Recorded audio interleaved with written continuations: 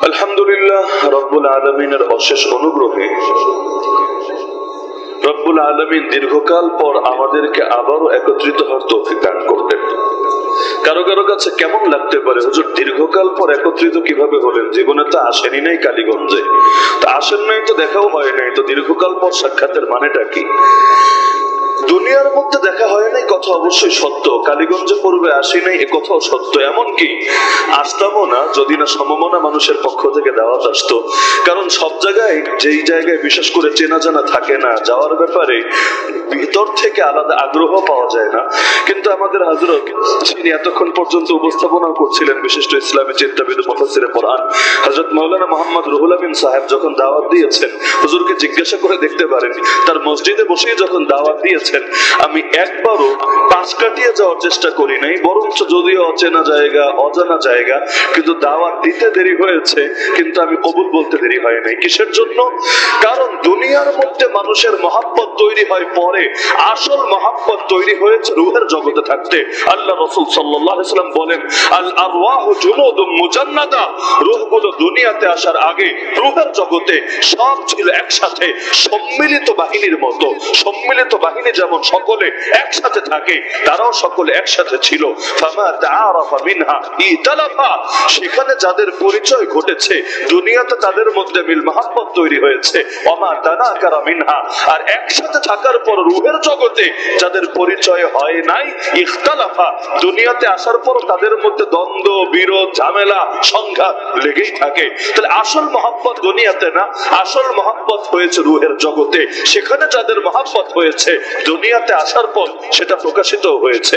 যার কারণে আমাদের সাক্ষাৎ কালীগঞ্জে প্রথম না রূহের জগতে প্রথম? রূহের জগতে সাক্ষাৎ হয়েছে বলেই, পরিচয় হয়েছে বলেই দুনিয়াতে মহব্বত তৈরি হয়েছে। যাদের সাথে পরিচয় হয় নাই মহব্বত তৈরি হয় নাই। মুহাদ্দিসিনে কেরামে হাদিস পড়ে পেরেশান যে সব রূহ যদি এক জায়গায় থাকে, কারো সাথে পরিচয় হলো আর কারো সাথে হলো না, এই পার্থক্য ঘটার কি কারণ? একসাথে থাকলে সবার সাথেই তো পরিচয় হবে, না হলে কারো সাথে হবে না। কিন্তু কয়েকজনের সাথে হলো, কয়েকজনের সাথে হলো না, কারণটা কি? তারা ব্যাখ্যা করেছেন, যাদের মধ্যে আদর্শিক মিল আছে, যাদের মধ্যে আদর্শিক ঐক্য আছে, তাদের মধ্যেই মৌলিক ভাবে সেখানে মহব্বত তৈরি হয়েছে। কারণ আল্লাহ তাআলা মানুষকে ফিতরতের উপর সৃষ্টি করেছেন। নেচার কার কেমন হবে আল্লাহ সৃষ্টি লগ্ন থেকেই তার ভেতরে গেঁথে দিয়েছেন। আদর্শিক মিল যাদের ভেতর থাকে তারা সেখানেও পরিচিত হয়েছে, দুনিয়াতে আসার পর মহব্বত লালন করেছে। এখন বাড়ি যতই দূরে থাকুক না কেন, এলাকা যতই দূরে হোক না কেন, আরে ডক্টর আফিয়া সিদ্দিকার বাড়ি কোথায়? নড়াইলেও তো না, ঝিনাইদহেও তো না, যশোরেও তো না, বাংলাদেশেও তো না, এমনকি তাকে জিন্দেগি থেকেও দেখেনও নাই। কিন্তু এখনো যে আল্লাহর বান্দি প্রায় 2 যুগ হতে চললো আমেরিকার কারাগারে বন্দী, তার জন্য কার মন না কাটে? আরে মসজিদে আকসায় জীবনে কোনোদিন যাই নাই, আগামীতে কোনোদিন যেতে পারবো এমন ভরসাও নাই, কিন্তু আল আকসার জন্য কার দিল না কাঁদে? আরে এখনো যে চীনের মধ্যে জিনজিয়াং গোটা প্রদেশটাকে মুসলমানের জন্য আস্ত জিন্দানখানা বানিয়ে রাখা হয়েছে, এর জন্য কার ভেতরে না পড়ে? এই যে কাশ্মীরে রক্ত ঝরে আরাকানে মুসলমানদেরকে পুড়িয়ে মারে, এর জন্য কার ভেতর রক্তক্ষরণ না হয়? এই যে আলেম ওলামা 1,500 আলেম 2021 সালে গ্রেফতার হলো, এরপর সেই ফ্যাসিস্ট সরকার তাদের কাউকে 6 মাস, কাউকে 1 বছর, কাউকে 2 বছর, কাউকে 3 বছর দীর্ঘকাল পর্যন্ত জুলুম করলো। আরে অনেকে আছে জীবনে সে আলেমদেরকে দেখেও নাই, তো তাদের জন্য কাঁদে নাই, তাদের জন্য মন পড়ে নাই, তাদের জন্য দোয়া করে নাই, এমন লোক কয়জন পাওয়া যাবে? তো দুনিয়ার মধ্যে দেখা হলেই মহব্বত হবে আর দেখা না হলেই মহব্বত হবে না, এমন তো কথা না। আরে আল্লাহ রাসূল সাল্লাল্লাহু আলাইহি ওয়াসাল্লামের তো দেখা হয়েছিল একবার না বারবার বারবার আবু জাহলের সাথে, কিন্তু আবু জাহল তো নবীকে ভালোবাসতে পারে নাই। আমাদের সঙ্গে দেখা হয় নাই, 1,500 বছর হতে চললো, তাতে কি? আল্লাহর কসম, নবীর ভালোবাসায় আমাদের অন্তরে কোনো ত্রুটি না। আমাদের অন্য পুঁজিতে কমতি থাকতে পারে, কিন্তু আল্লাহ নবীর মহব্বতে আলহামদুলিল্লাহ কমতি আছে এমনটা আমরা মনে করি না। যার কারণে নবীর মহব্বতে জান বিলিয়ে দিলেও হতাশার কিছু মনে হয় না।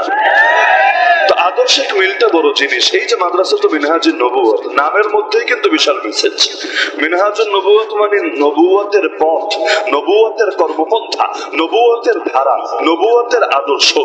ইসলামে 2টা জিনিস আছে, 2টা চাকা আছে। রেলগাড়ি গাড়ি যেমন দুই চাকার উপর ভর করে করে চলে, মুসলমানকে আল্লাহ চাকা একটা না চাকা দিয়েছেন দুইটা।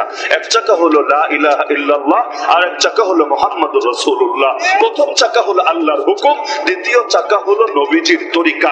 হুকুম নিবা আল্লাহর থেকে, তরিকা নিবা তুমি অন্য কারো থেকে, এটাকে ইসলাম বলে না। হুকুমও আল্লাহর, তরিকাও আল্লাহর, এটার নামই দ্বীন, এটার নামই ইসলাম, এটার নামই শরিয়ত, আর এটার নামই সহিহ পন্থা আর সিরাতুল মুস্তাকিম।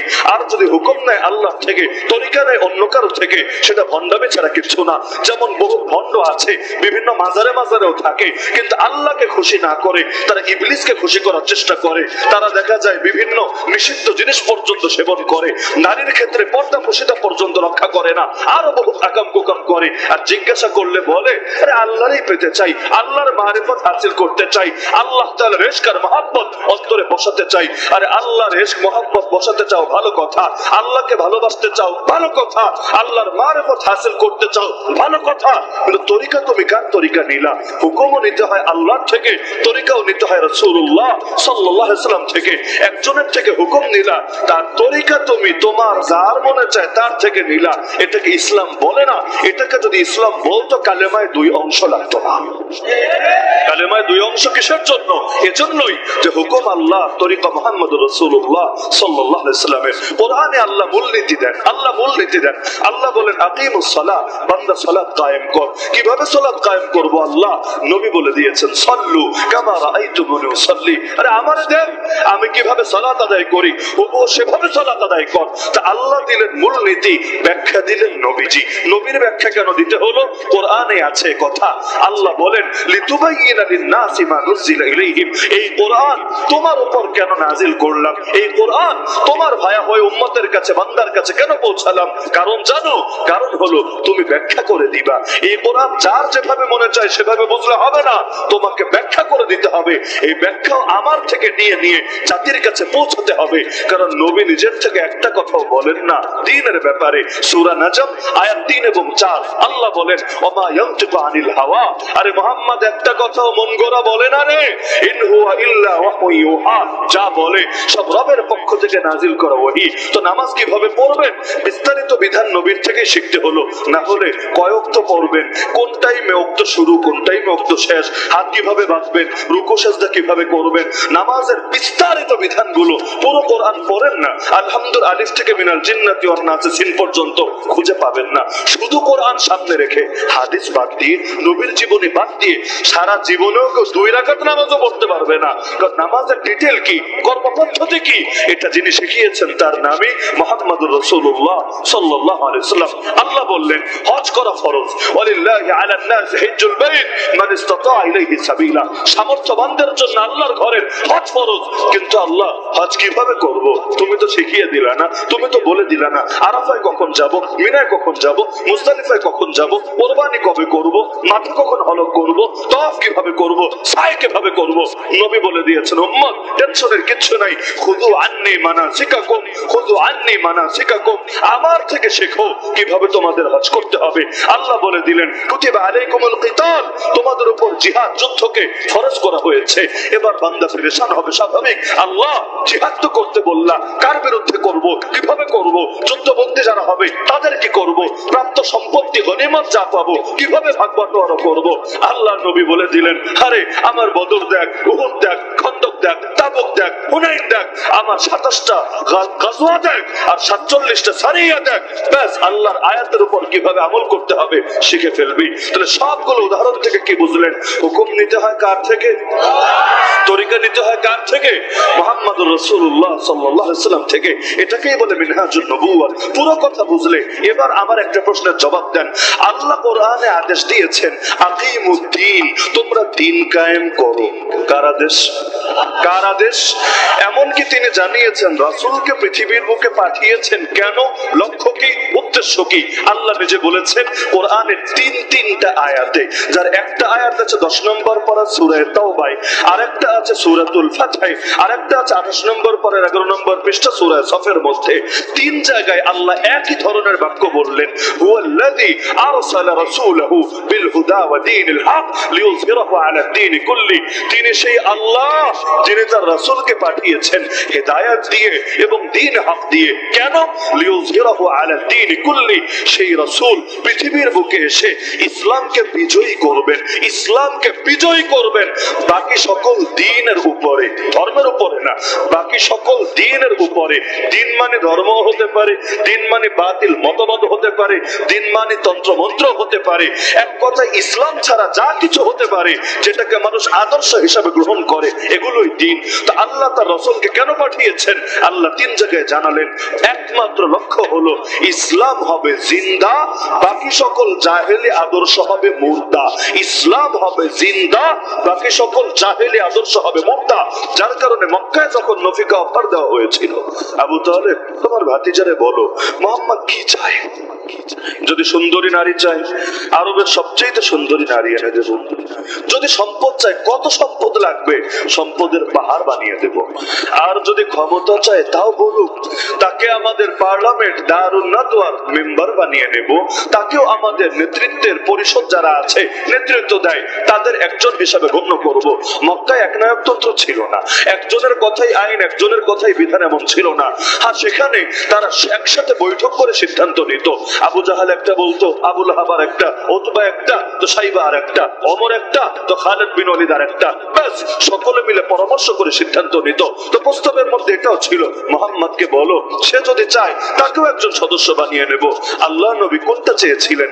নারী চেয়েছিলেন, সম্পদ চেয়েছিলেন, অথবা ওদের দারুন নাদওয়া নামক কুফরি পার্লামেন্ট, কুফরি পার্লামেন্টের একজন মেম্বার হয়ে ওই কুফরি তরিকা দিয়ে ইসলাম জিন্দা করতে চেয়েছিলেন?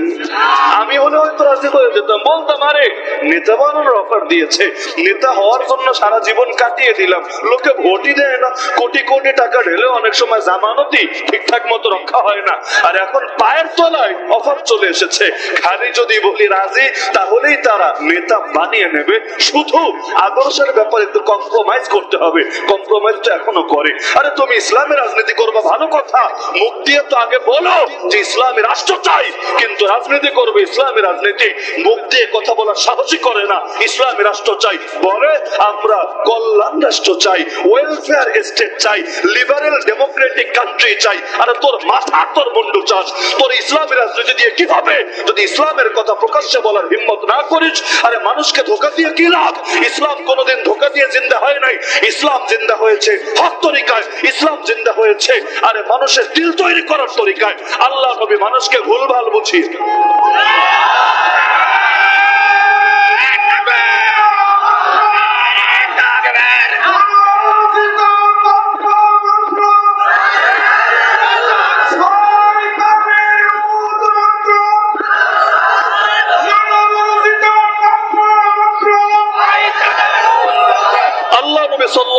মানুষকে ভুলভাল বুঝিয়ে আইওয়াশ করে ব্রেইন ওয়াশ করে তিনি ক্ষমতায় যান নাই। এমনকি একটা কথা মাথায় গেঁথে রাখবেন, ইসলাম মানুষকে ইমোশনাল ব্ল্যাকমেইল করেও নিজের আদর্শ জিন্দা করতে চায় না। আল্লাহ তাআলা কোরআন খুলেন দেখবেন জায়গায় জায়গায় আল্লাহ বিবেককে আকর্ষণ করতে চেয়েছেন, বিবেককে জাগাতে চেয়েছেন। কোরআনে আয়াতগুলো বিভিন্ন জায়গায় পাবেন। আফালা তা'কিলুন, বান্দা তোরা কি আকল খাটাবি না?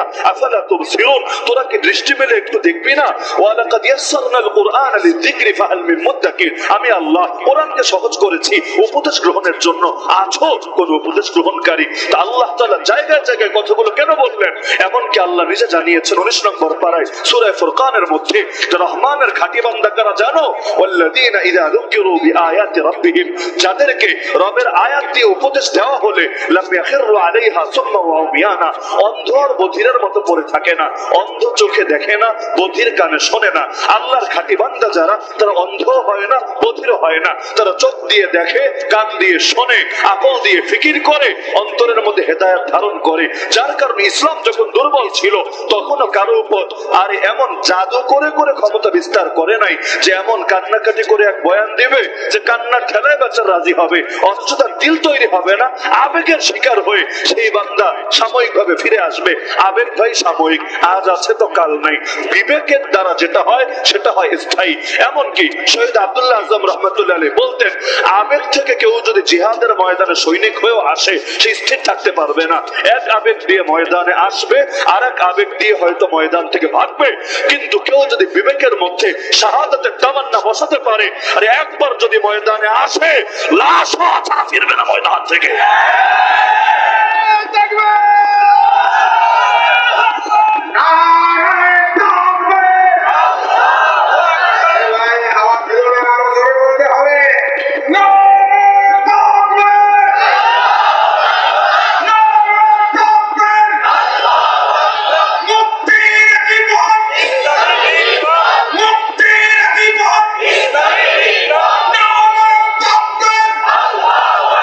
কত বড় ধোঁকাবাজি এটা!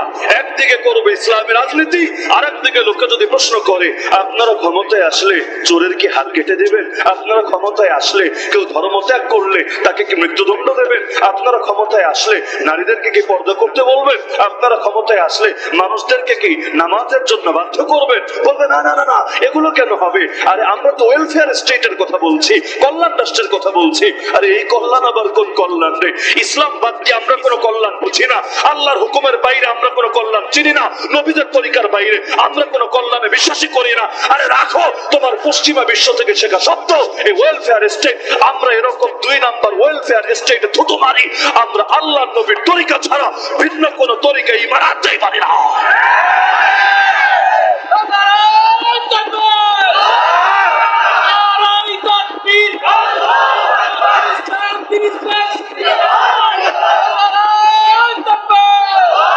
এখন কেউ এসে আবার বুঝাতে পারেন, হুজুর এক লাফেই তো গাছের আগে ওঠা যায় না, সিঁড়ি না বেয়েই তো দ্বিতীয় তলায় পৌঁছা যায় না।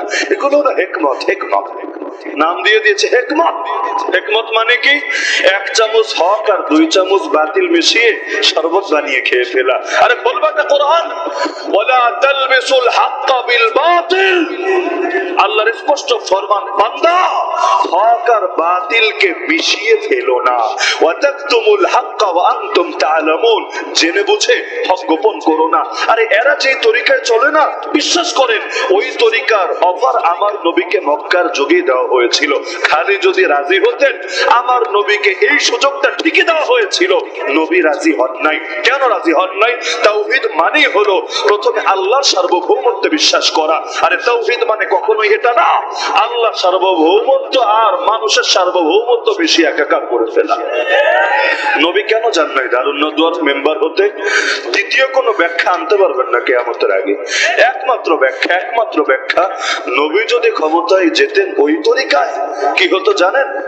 নবী একটা রায় দিতেন, তারা ভিন্ন একটা রায় দিত। যেমন নবী বলতেন চোরের সাজা হলো হাত কাটতে হবে কবজি থেকে যদি 10 দিরহাম পরিমাণ সম্পদ চুরি করে। আবু জাহাল বলতো না রে ভাতিজা, আগে দেখতে হবে লোকটা দলের লোক না বিরোধী দলের লোক। যদি দলের লোক হয় মাথায় তুলে নাচতে হবে, আর বিরোধী দলের লোক হলে এখান থেকে না, প্রয়োজন এখান থেকে কেটে দিতে হবে। আবু লাহাব বলতো না না, এগুলো হলো পুরনো যুগের সেকেলো যুগের বর্বরতা। আরে এত জটিল করলে হবে না, মানুষের জন্য সহজ করতে হবে। চোর চুরি করলে কয়েকটা চর থাপ্পড় দিয়ে 2 মাসের জেল দিয়ে ছেড়ে দিতে হবে। এরকম এক এক মাথা মতো এক একটা রায় দিত। রায় দেওয়ার পর এখন যিনি সিদ্ধান্ত দেওয়ার দায়িত্বে, তিনি এবার হিসাব করতেন কিরে কোন মতের পক্ষে ভোট বেশি। সবগুলো মত যাচাইয়ের পরে এরপর সিদ্ধান্ত দিতেন, হ্যাঁ জয়যুক্ত হয়েছে, হ্যাঁ জয়যুক্ত হয়েছে, হ্যাঁ জয়যুক্ত হয়েছে, ব্যাস সিদ্ধান্ত পাস। দেখা যেত কখনো নবী পাস, কখনো আবু জাহাল পাস। নাউযুবিল্লাহ। আল্লাহ বলেছেন ব্যাস, ইসলাম মানে হলো আল্লাহর কথার উপর কোনো কথা চলবে না। নবী আল্লাহর পক্ষ থেকে বলার পর সেখানে কেউ আপু শব্দ করতে পারবে না। নবী বলেছেন সঙ্গে সঙ্গে মেনে নিতে হবে, নিজের পক্ষে গেলেও মানতে হবে, বিপক্ষে গেলেও মানতে হবে। এটাই দিন, এটাই ইসলাম। এখানে ব্যক্তি স্বার্থ চলে না। আবুল আহাব, এই আবুল আহাবকে অভিশাপ দিয়ে কোরআনে আসতো একটা সূরা নাই, তাব্বাত ইয়াদা আবি লাহাব ওয়া তাব। চিন্তা করেন, ইতিহাস পড়েন, এই আবুল আহাবের পাঁচটা বাচ্চা মুসলমান হয়েছিল। যে আবুল আহাবকে অভিশাপ দেওয়া হচ্ছে আর 5টা বাচ্চা কালেমা পড়ে পরবর্তীতে মুসলমান হয়েছিল। এবার আমাকে বলেন, ওই বাচ্চারা যখন কালামে পাক তেলাওয়াত করত, কোরআন মাজিদ খতম করত, তারা তো মনে হয় সূরা লাহাবটা পড়তো না। এটার আগেরটার পরেরটা পরে এটা বাদ দিয়ে চলে যেত না, আর এটাও তাদের পড়তো। পড়তে গিয়ে নিজের মুখ দিয়ে নিজের বাপের অভিশাপ দেওয়া লাগতো।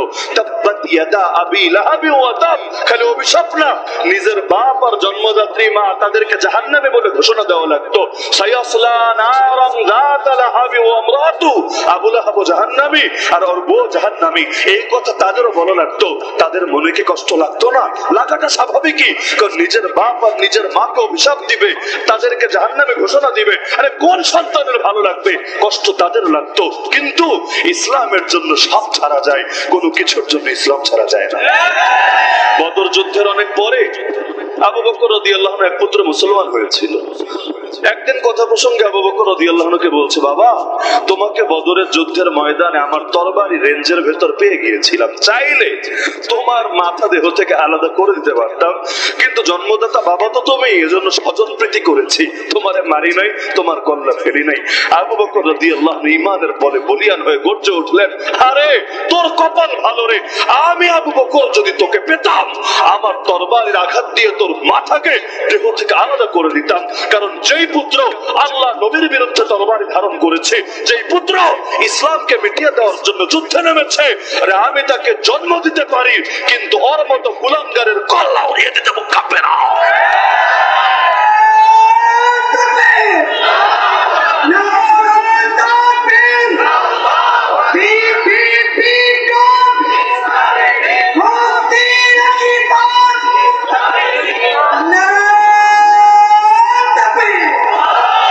ধোঁয়াশার কি আছে?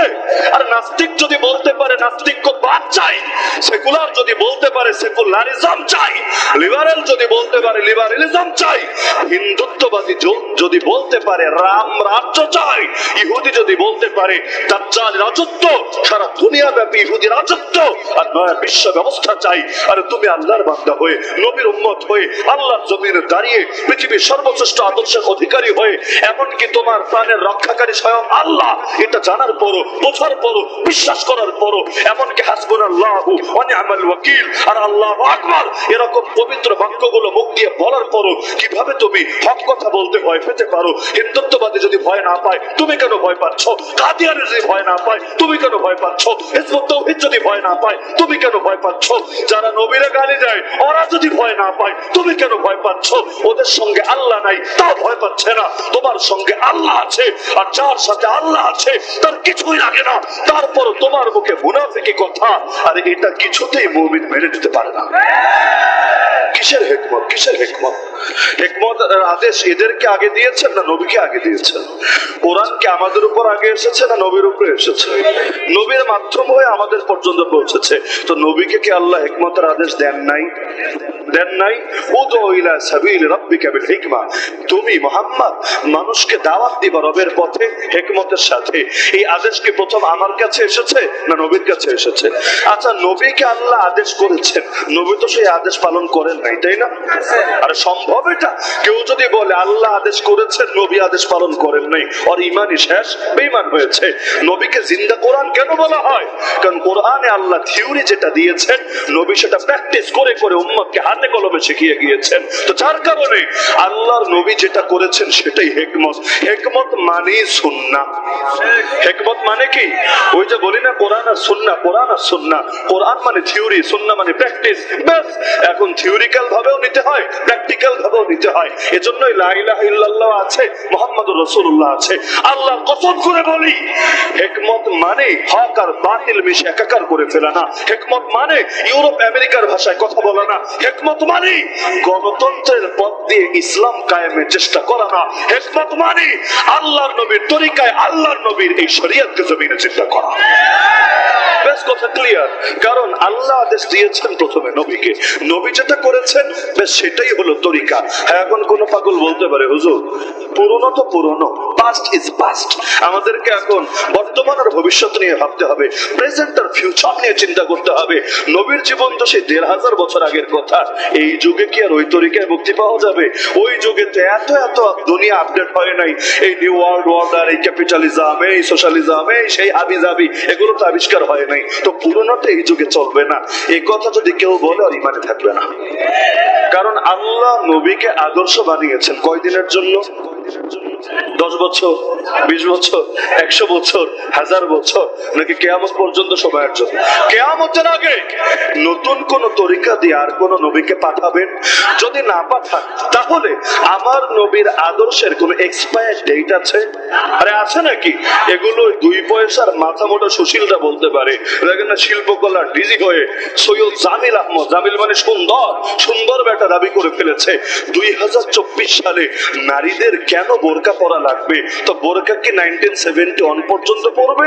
আরে বোরকা কি 2012 সাল পর্যন্ত পরবে, নাকি বোরকা আওয়ামী লীগ ক্ষমতায় আসার আগ পর্যন্ত পরবে? আরে বোরকা পরার কি আবার এক্সপায়ার ডেট আছে নাকি? আরে বোরকা নারীরা পরবে কিয়ামত পর্যন্ত পরবে। তোর যদি ভালো না লাগে, তোর যদি ভালো না লাগে, তুই চলে যা এমন দেশে যেখানে নারীরা বোরকা পরে না, কিন্তু থাকবি মুসলমানের দেশে আর দালালি করবে কাফের মুশরিকদের। এটাই জাতি মেনে নেবে না।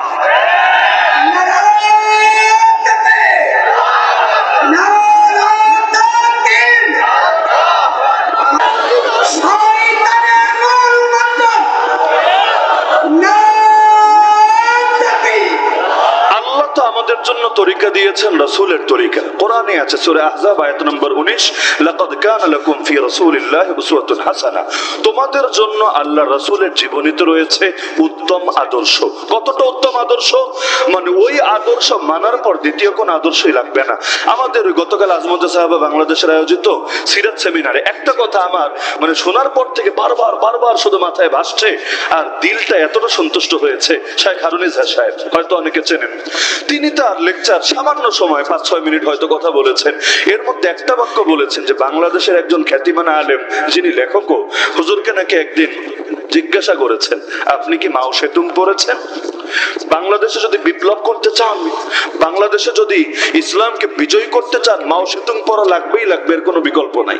তো তিনি নাকি জবাব দিয়েছেন, আমাদেরকে শোনালেন গতকাল তার লেকচারে, তিনি জবাব দিয়েছেন আলহামদুলিল্লাহ সুম্মা আলহামদুলিল্লাহ, আমি মুহাম্মদুর রাসূলুল্লাহ সাল্লাল্লাহু আলাইহি ওয়াসাল্লামের সিরাত পুরোটা পড়েছি।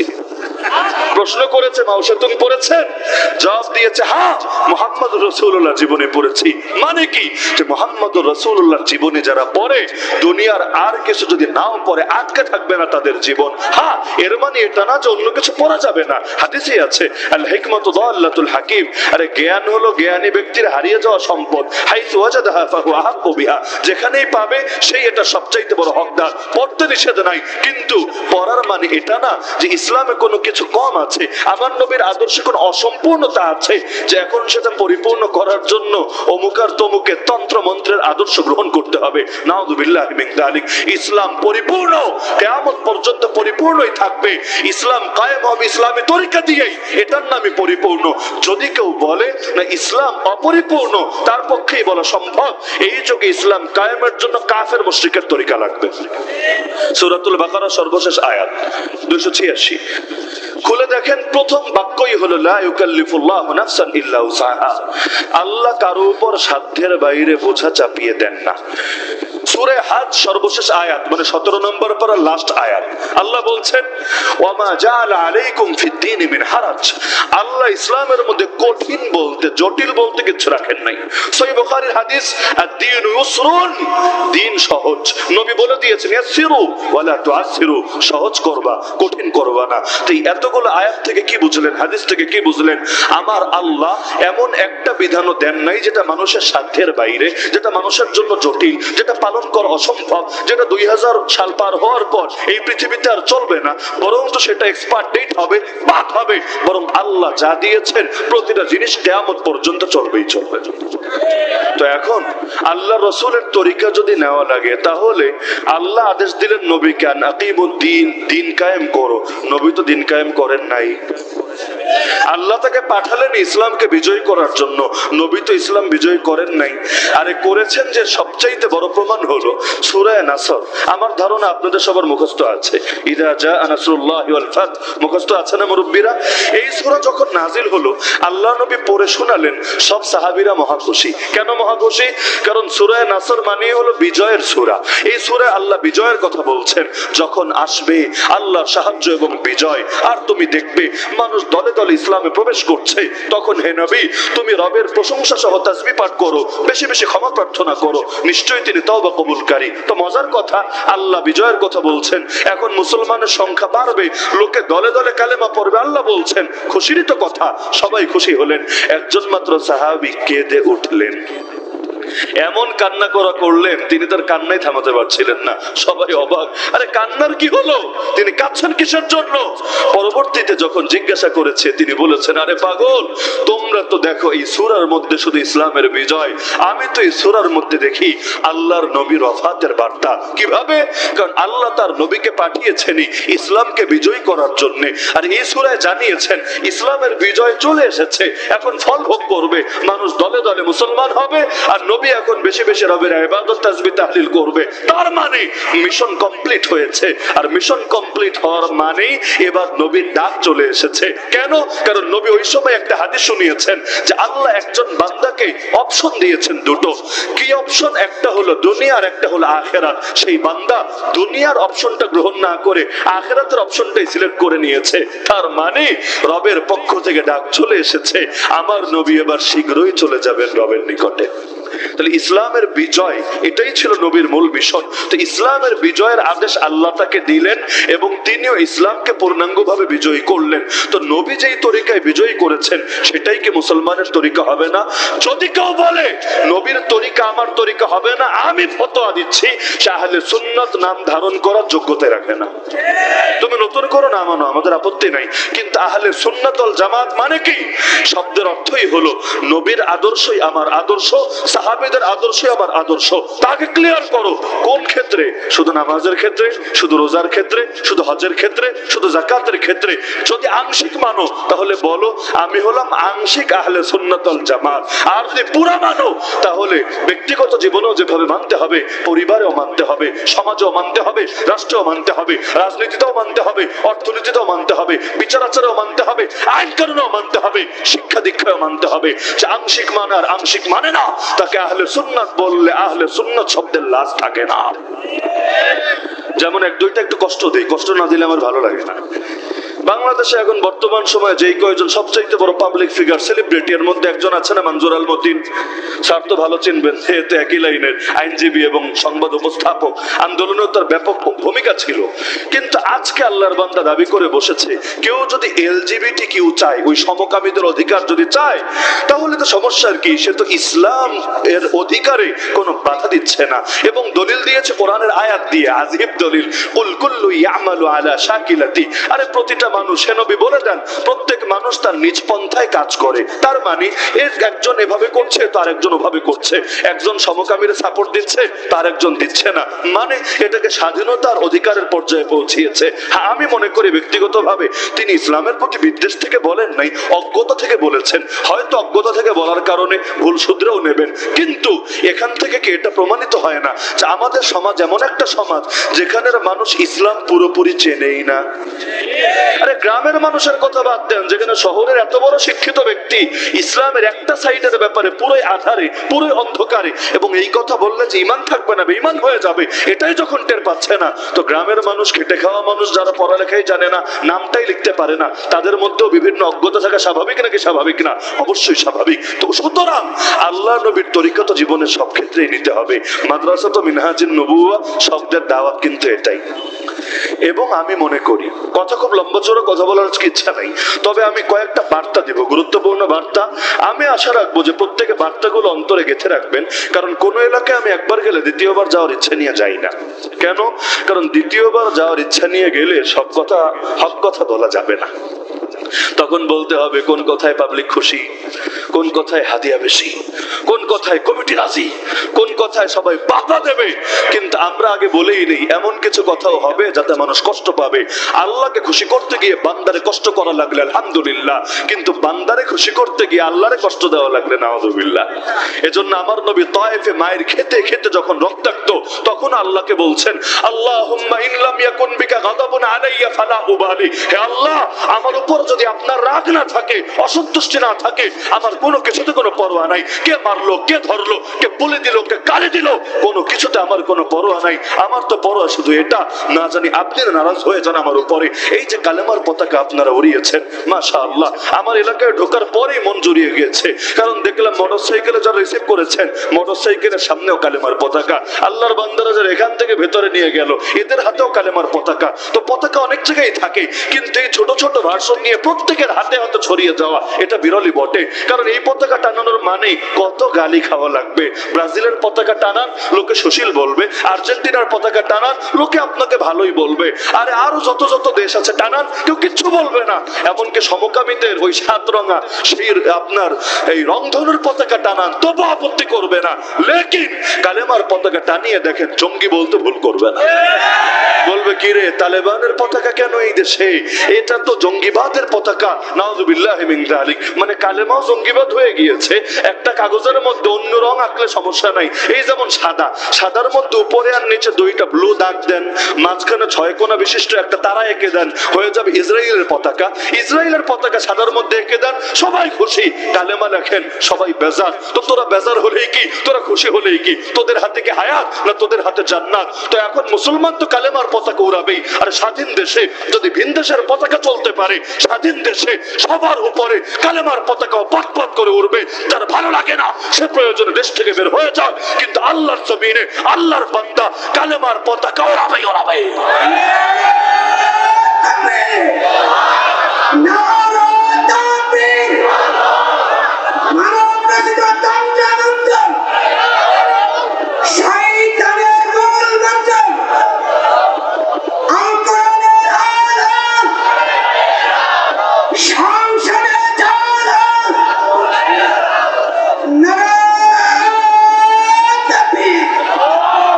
কথা থেকে একটা মেসেজ আমরা পেলাম যে নবীর তরিকা ছাড়া ইসলাম পালন করা সম্ভব। আরে সম্ভব। এবার কালেমার প্রথম অংশে চলে আসি। কারণ মুহাম্মদুর রাসূলুল্লাহ মানেই তো নবীজির তরিকা। লা ইলাহা ইল্লাল্লাহ মানে কি? লা ইলাহা ইল্লাল্লাহ মানেই তো আল্লাহ সার্বভৌমত্ব। সার্বভৌমত্ব আবার অনেকে বোঝে না। যার কথাই আইন, যার কথাই বিধান, যার কথাই চূড়ান্ত শাসন ব্যবস্থায় যাকে সবার উপরে রাখবেন, আরে তিনি ইলাহ, তিনি মাবুদ। যেমন কোরআনের একটা আয়াত শুনেই ভালো বুঝবেন। কোরআন মাজিদ 10 নম্বর পারা ঠিক 10 নম্বর পৃষ্ঠায় সূরা তাওবার আয়াত আল্লাহ নবী একদিন পড়ে শোনাচ্ছেন সাহাবীদেরকে, ইত্তাখাযু আহবারহুম ওয়া রুহবানাহুম আরবাবা মিন দুনিল্লাহ। ইহুদি আর খ্রিস্টানরা আল্লাহকে বাদ দিয়ে তাদের আলেম আর পীরদেরকে রব বানিয়ে নিয়েছে। নবী পড়ে শোনাচ্ছেন। এটা শোনার সঙ্গে সঙ্গে একজন সাহাবী সেখানে ছিলেন, আদি রাদিয়াল্লাহু আনহু, যার বাবারে সবাই চেনেন। সেই বিখ্যাত দানবীর হাতেম তাই, নাম শুনেন নাই?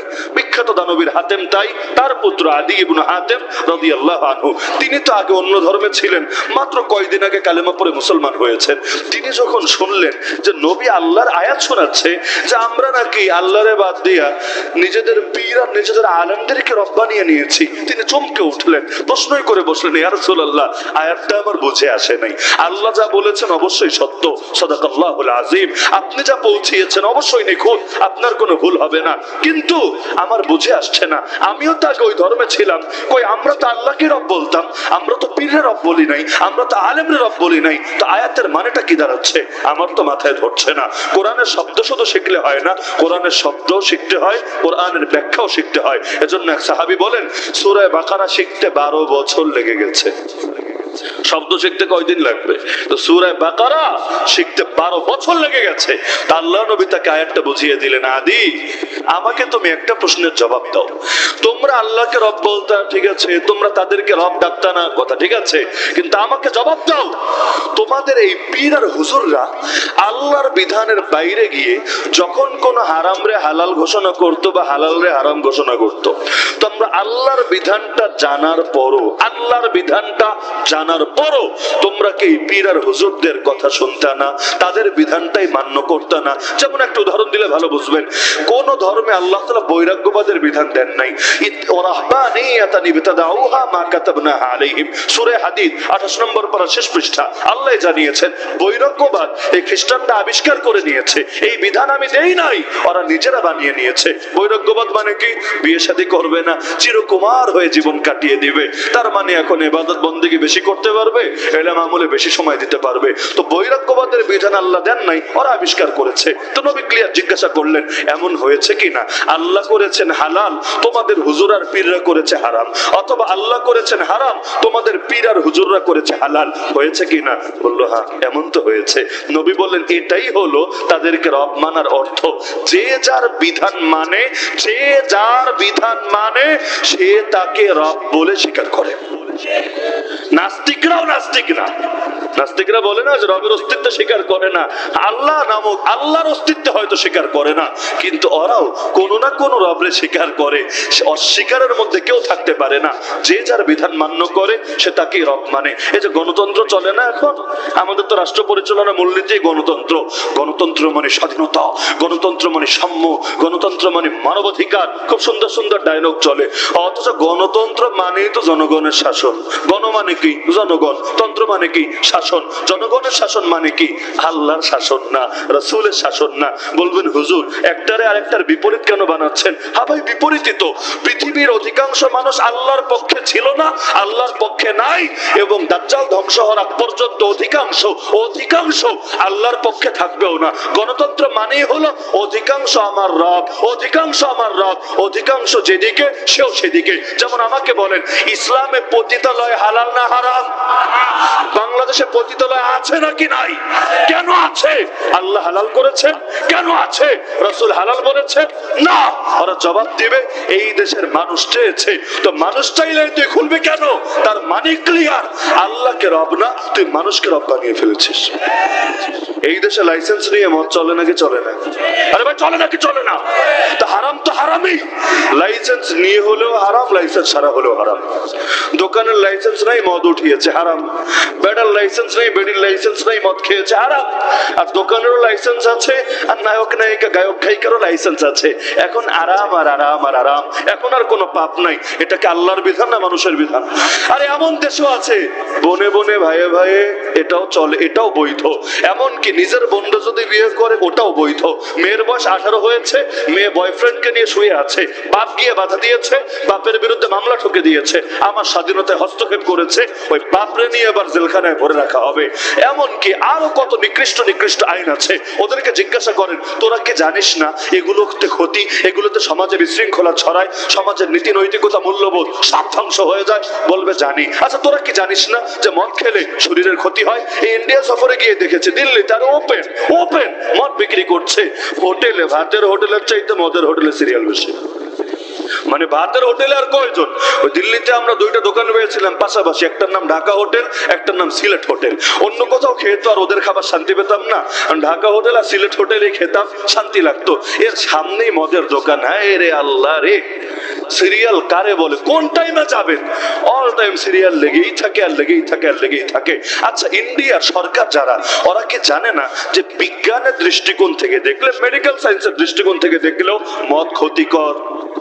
কে জানেন না আপনারা মদ ক্ষতিকর? ধর্ম রাখেন, আপনি যদি মেডিকেল সায়েন্সের দৃষ্টিতে দেখেন মদ ক্ষতিকর প্রমাণিত হয় কিনা, তাহলে ওরা এটা ওপেনলি বিক্রি করছে কেন? এগুলোর পক্ষে তারা অনুমোদন দিয়ে রেখেছে কেন? এটাই জবাব দেবে অধিকাংশ মানুষ চেয়েছে। বাংলাদেশে সিগারেটের গায়ে ওয়াজ লেখা থাকে, ওয়াজ খালি মাহফিলে চলে না, সিগারেটের প্যাকেটেও চলে। ধূমপান স্বাস্থ্যের জন্য ক্ষতির কারণ। তো বেচস কেন? বেচা বন্ধ কর। বানাস কেন? বানানো বন্ধ কর। ছোটবেলা আমার মাথায় ধরতো না, কিরে ভাই, একদিকে ওয়াজও মারলা আর একদিকে জিনিসও বেচলা। তো ওয়াজের দাবিতে তোমার জিনিস বেচা বন্ধ করা দরকার ছিল, করে না, খালি কর বাড়ায়। প্রত্যেক বছর কর বাড়ানোর চেষ্টা করে। কেন? কারণ ওরা বলে যে কর বাড়ালে মানুষ মনে আর খাবে না। ওরা জানে বিড়িয়া সিগারেট যারা খায় ওরা এটা ছাড়া থাকতে পারবে না, বাথরুমে গেলে এটা ছাড়তে পারে না, রমজান মাসে সারাদিন রোজা রেখে ইফতারের সময় ছাড়তে পারে না, আর ওরা করবারই ছেড়ে দেবে। তো জানে পেনশনের জায়গায় হয়তো নিচেরটা খাবে, কিন্তু সুক্তান দেওয়া তো ছাড়বে না, এজন্য কর বাড়ায়, আবার জিনিসও বেচতে থাকে। তো গণতন্ত্র মানেই হলো জনগণ খোদা। গণতন্ত্র মানে কি? আরে গণতন্ত্র মানে কি? এই জামানা সবচাইতে বড় জাহেলিয়াত। নবীদের সঙ্গে হার জামানার বাতিলের টক্কর লেগেছে সার্বভৌমত্বের প্রশ্নে। আপনি যদি সাইয়্যিদ কুতুবকে পড়েন, আলহামদুলিল্লাহ সুম্মা আলহামদুলিল্লাহ, আমি গর্বের সাথে বলতে পারি, যদিও আমি কওমি ধারা থেকে উঠে এসেছি, লেকিন দুনিয়ার মধ্যে প্রসিদ্ধতম লেখক এবং বরেণ্য স্কলার যারা আছে কাউকে বাদ রাখি নেই পড়তে। ছাত্র জামানা থেকে কৌতূহল কাজ করতে ভেতরে, কৌতূহল। এই যে মাওলানা আব্দুর রহিম সাহেব, হুজুরের ছোট সাহেবজাদা তো এখানে কথা বললেন, আমাকে জিজ্ঞাসা করেছিলেন যে আব্দুর রহিম সাহেবের বই আপনি কবে পড়েছেন? আমি বললাম ছাত্র জামানায় পড়েছি। কিভাবে পড়লেন? কে দিয়েছে আপনাকে? আমি বললাম কেউ দেয় নাই, কিন্তু পড়ার একটা অভ্যাস তো, যা পাবো তাই পড়বো। ওই পড়তে পড়তে একদিন আব্দুর রহিম সাহেবকেও পড়েছি। আর পড়তে দেরি, প্রেমে পড়তে দেরি না।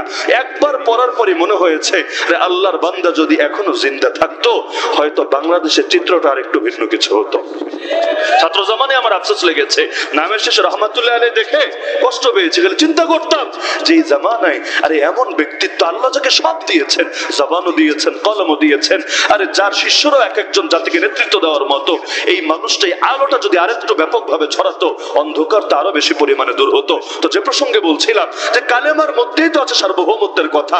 সাইয়্যিদ কুতুবকে পড়েন, তার তাফসীর ফি জিলালিল কোরআনি পড়েন, আর মাআলিম ফি তারিক মানে মাইলস্টোন নামে যেটার অনুবাদ হয়েছে এটাই পড়েন, দেখবেন এই কথাই বুঝিয়েছেন যে হার জামানায় বাতিলের সঙ্গে টক্কর লেগেছে সার্বভৌমত্বের প্রশ্নে, যে ক্ষমতা চূড়ান্ত ভাবে কারে দেওয়া হবে। আবু জাহালকে হক চেনে নাই, আবু লাহাবকে হক বোঝে নাই, ফেরাউন আর নমরুদকে ইসলাম চেনে নাই, চিনেছে, চেনার পরও বিরোধিতা কেন করেছে? কারণ ওরাও জানে ইসলাম জিন্দা হলে, নবীর হাতে ক্ষমতা গেলে বড় বড় বোতল টানা যাবে না, দুর্নীতি করা যাবে না। তো পৃথিবীর অধিকাংশ মানুষই হকের উপর নাই, থাকবেও না। দলিল কোরআনে, ওয়াইন তুতি আকসারা মান ফিল আরদ, হে নবী পৃথিবীর অধিকাংশকে যদি অনুসরণ করেন, ইউদিল্লুকা আন সাবিলিল্লাহ, তারা আপনাকে আল্লাহর পথ থেকে সরিয়ে দিবে। বর্তমান পৃথিবীতে মুসলমান বেশি না মুসলিম বেশি? অমুসলিম বেশি। আচ্ছা, মুসলমানের মধ্যে নামাজি বেশি না বেনামাজি বেশি? নারীদের মধ্যে পর্দানশীল বেশি না বেপর্দা বেশি? আচ্ছা, বাংলাদেশে যত মানুষ আছে এর মধ্যে পূর্ণাঙ্গ ইসলামী খেলাফতের পক্ষের লোক বেশি না বিপক্ষের লোক বেশি? সব জায়গায় দেখবেন মন্দের পাল্লাটা ভারী। তো অধিকাংশকে রব্বানি ইসলাম কায়েম করবেন, আরে কিসের স্বপ্ন দেখায় এই গণতান্ত্রিক লোকেরা? আমার তো বুঝেই ধরে না, বাস্তবতা সামনে নাই, তাই মানুষ অত গভীরে যেতে পারে না। আরে কিভাবে তুমি ইসলাম কায়েম করবা, আমার একটু বোঝাও না। বুঝেন নাই? কিভাবে ইসলাম কায়েম করবা? গণতন্ত্র মানে তুমি মেনে নিলা জনগণের শাসন, জনগণের সার্বভৌমত্ব। মনে করেন আগামীতে নির্বাচন হলো, আমি একেবারে কাঁচা উদাহরণ দিয়ে বুঝাই। আগামীতে নির্বাচন হলো, 1 বছর পরেই হোক, আর 3 বছর পরেই হোক, আর 6 বছর পরেই হোক, ক্ষমতার লোভ তো ভাই সবারই আছে, একবার পেলে কি আর এত সহজে ছাড়তে চায়? তো যেটাই হোক, যেই সময় হোক, মনে করেন ইসলামী যারা আছে রাজনীতি করে সবাই মিলে ঐক্য করলো। এখন গোটা বাংলাদেশ ঐক্যের কথা চলছে। আমরা পাড়ায় মহল্লায় যেখানে যাই, মনে করেন ওদিন মাহফিলে গেলাম গোপালগঞ্জে, রাস্তায় এক জায়গায় মাগরিবের নামাজ পড়লাম, থুরথুরে বুড়া, একেবারে থুরথুরে বুড়া, লাঠি দিয়া চলে, হাতটা ধরে বলে, বাজান আমি শুনেছি আপনি একজন বড় হুজুর, একটু চেষ্টা করেন না, নির্বাচনটা সামনে রেখে ঐক্য করা যায় নাকি? আমি তো আর বলতে পারছি না যে ঠিক আছে, মানে ব্যাখ্যাটা তো আর দেওয়া যায় না। ঠিক আছে, মনে করেন ঐক্য করলো, সবচাইতে বড় ফায়দা কি? ধরেন ক্ষমতায় চলে আসলো, 300 আসনের মধ্যে সংখ্যাগরিষ্ঠ আসন পেয়ে মনে করেন যে বাকি সেকুলার দল যারা আছে সব বিরোধী দল হয়ে গেল, আর ইসলামী দল যেগুলো আছে সব ক্ষমতায় চলে আসলো। যদি আসার পরে যেটা হবে আর কি, একসাথে যদি অনেকগুলো ব্যাংরে ঢুকাতে চান এক জায়গায়, কষ্ট নিয়েন না, এক জায়গায় যদি অনেকগুলো ব্যাংরে ঢুকাতে চান, মানে পাল্লায় মাপবেন কয় কেজি হয়। এখন 10টা-20টা ব্যাং যদি উঠান আর আরেক পাশে বাটখারা দেন, এরপর উঠানোর পরে পরিণতি যা হবে, আমরা যে জাতি, কষ্ট নিয়েন না, কষ্ট নিলেও কিছু করার নাই, আমরা যে জাতি ওই ব্যাঙের মতো পাল্লায় উঠিয়ে খালি চেষ্টা করেন না মাপতে, দেখবেন কোনটা কোন দিক দিয়ে খালি বের হয়ে গেছে। ইসলামী খেলাফত ছাড়া ঐক্য থাকে না তো, থাকবে কিভাবে? আরে খলিফা পিটায় পিটায় ঐক্য রাখে যে তুই ঐক্যের বাইরে যাবি, কেন যাবি, তোকে জবাব দিতে হবে, যৌক্তিক কারণ নাই। আরে তাহলে তোর কিন্তু রক্তই হালাল হয়ে যাবে, কারণ যে মুসলমানদের জামাত থেকে হাদিসে আছে এক বিঘত সরবে, এক বিঘত, আরে সে মরলেও জাহেলি মরণ মরবে। তো এই কারণে ইসলামী খেলাফত ছাড়া ঐক্য হবেই না, অসম্ভবই না। বলবেন দলিল কি? এটা আপনার যুক্তি না, এটা সাইয়্যিদুনা ওমর রাদিয়াল্লাহু আনহুর কথা, লা ইসলাম ইল্লা বিজামা ওয়ালা জামাআত ইল্লা বিইমারা ওয়ালা ইমারাত ইল্লা বিতাআ। ইসলাম কায়েম হয় না ঐক্যবদ্ধ জামাত না হলে, আর ঐক্যবদ্ধ জামাত হয় না কেন্দ্রীয় আনুগত্য ইমারা খিলাফা না থাকলে। কেন্দ্রীয় আনুগত্যের ভিত্তিতে মুসলমান ঐক্যবদ্ধ হয়। তো এখন মনে করেন ধরলাম ঐক্য নষ্ট হলো না, একদম সেই জবরদস্ত ঐক্য টিকে থাকলো। থাকার পর এই সংবিধান রক্ষার উপরে শপথ করেই তো শাসন শুরু করবে, নাকি কোরআন হাতে নিয়ে কসম খাবে? আরে প্রথম কসমটাই তো হবে সংবিধানের উপরে, আমি সংবিধান রক্ষা করিব। কোন সংবিধান? ৭২-এর সংবিধান? কোন সংবিধান? মানব রচিত সংবিধান? কোন সংবিধান? কুফুরের শিরিক আছে যে সংবিধানে, সেই সংবিধান আমাকে বোঝান।